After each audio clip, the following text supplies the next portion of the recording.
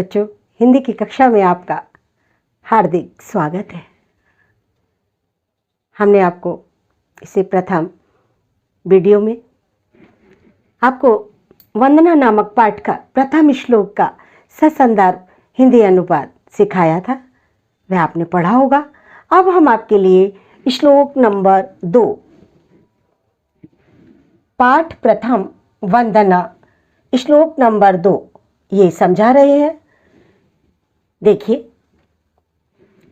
ईशावास्यमिदं सर्वं यत् किंच जगत्याम जगत तेन तक्तेन भुंजिथा मा गृधः कस्यदम धनम। अब इनके इस श्लोक के कठिन शब्दों के अर्थ देखिए बेटा। ईशा ईश्वर के लिए कहा गया, भगवान के लिए कहा गया है। वास्य का मतलब है व्याप्त, ईश्वर तो सभी में व्याप्त है। मिदम का मतलब है यह। किंच का अर्थ है कुछ भी। जगत्याम संसार में, जगत में, जगता, यहां जगत का मतलब है जड़ और चेतन, अर्थात सजीव और निर्जीव। अब देखिए, त्यक्तेन माने त्याग पूर्वक, भुंजीता माने उपभोग करो, मां माने मत नहीं, ग्रधा लोभ या लालच, कस्यदम किसका, मतलब धन जो है वह किसी का सगा नहीं होता, धन तो नाशवान है। आप देखिए इसका बेटा संदर्भ, आपके कठिन शब्दों के अर्थ हो गए। संदर्भ देखिए, प्रस्तुत श्लोक हमारी पाठ्य पुस्तक हिंदी के खंड 6 संस्कृत के वंदना नामक पाठ से अवतरित किया गया है या लिया गया है। और आपको ये भी बता दूं बेटा, और इसके आगे की जो मैं श्लोक आपको पढ़ाऊंगी उसमें फिर आपको संदर्भ लिख कर बेटा नहीं देंगे, क्योंकि हमने 2 श्लोकों में आपको संदर्भ लिखना सिखा दिया। कोई भी श्लोक अगर इस पाठ का आता है तो आपको संदर्भ में यही लिखना होगा।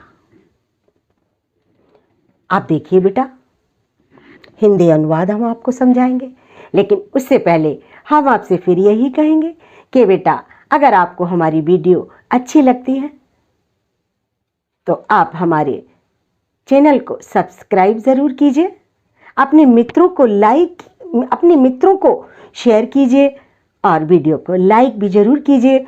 अगर आज पहली बार आप हमारी वीडियो को देख रहे हैं और पढ़ रहे हैं तो चैनल को सब्सक्राइब ज़रूर करें, और अगर इससे पहले कर चुके हैं सब्सक्राइब तो ना करें। अब बेटा हम हिंदी अनुवाद आपको समझाते हैं।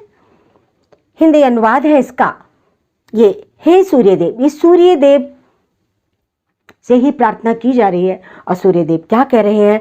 वो कह रहे हैं कि इस संसार में ईशावास्यमिदं जगत्याम जगत, अर्थात इस संसार में जो भी कुछ जड़ और चेतन है, जानदार और बेजानदार है, सजीव और निर्जीव है, उन सभी में ईश्वर का अर्थात परमात्मा का वास है।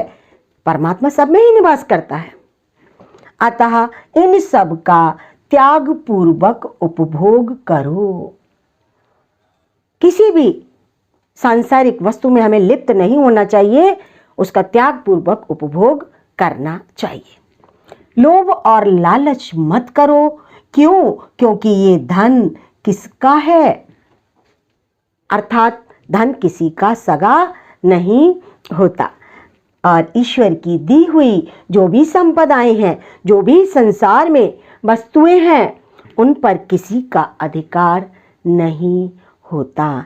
इसलिए हमें इस संसार में त्याग पूर्वक सभी चीज़ों का, सभी वस्तुओं का उपभोग करना चाहिए। तो ये बेटा इस श्लोक का हिंदी अनुवाद आपका पूर्ण हुआ। लिखने का तरीका बेटा वही है कि आप अपनी उत्तर पुस्तिका में पहला शब्द ईशावास्यमिदं यहाँ तक लिखकर, फिर डैश डैश करके, फिर आखिरी शब्द ये वाला धनम लिख देंगे, फिर हेडिंग डालेंगे संदर्भ, फिर यहाँ तक आप संदर्भ लिखेंगे, तत्पश्चात हिंदी अनुवाद, फिर आप इसको यहाँ से यहाँ तक लिख देंगे।